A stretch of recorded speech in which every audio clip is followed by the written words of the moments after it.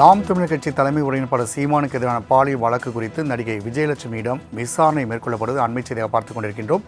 கூடுதல் விமர்சகர் ராகவேந்தர் வழங்க கேட்கலாம். ராகவேந்தர், பெங்களூரில் வைத்து நடிகை விஜயலட்சுமியிடம் விசாரணையை நடத்தி வருகின்றார் போலீசார் என்ற தகவலை நாம் அண்மை செய்தியாக பார்க்க முடிகிறது. கூடுதல் விவரங்களை பதிவு செய்யலாம்.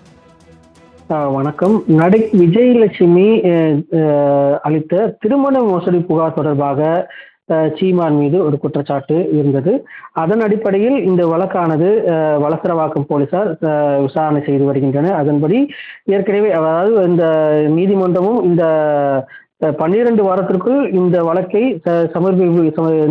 வழக்கு குறித்த அறிக்கையை சமர்ப்பிக்குமாறு போலீசாருக்கு உயர்நீதிமன்றம் உத்தரவிட்டிருந்தது.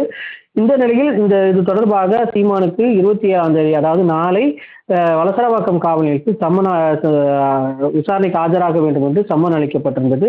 இந்த நிலையில் நடிகை விஜயலட்சுமியிடம் தற்போது விசாரணையானது நடைபெற்றிருக்கிறது.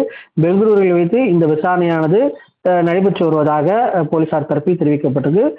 இந்த புகார், அதாவது பாலியல் புகார் தொடர்பாக இந்த விசாரணையானது கிட்டத்தட்ட 5 மணி நேரத்துக்கு மேலாக நடைபெற்றதாக தெரிவிக்கப்பட்டது. அதன் அடிப்படையில் விசாரணை பின்பு நாளை அதாவது நாம் தமிழர் கட்சியின் ஒருங்கிணைப்பாளர் சீமானிடம் விசாரணை நடைபெற இருப்பதாக தெரிவிக்கப்பட்டிருக்கு. நாளை அவர் ஒருவேளை ஆஜராகவில்லை எனில் அது அவர் சார்பாக வேறு யாராவது ஆஜராகும் பட்சத்தில் இந்த வழக்கு அடுத்த கட்டத்துக்கு நகர இருப்பதாகவும் போலீசார் தரப்பில் தெரிவிக்கப்பட்டிருக்கு.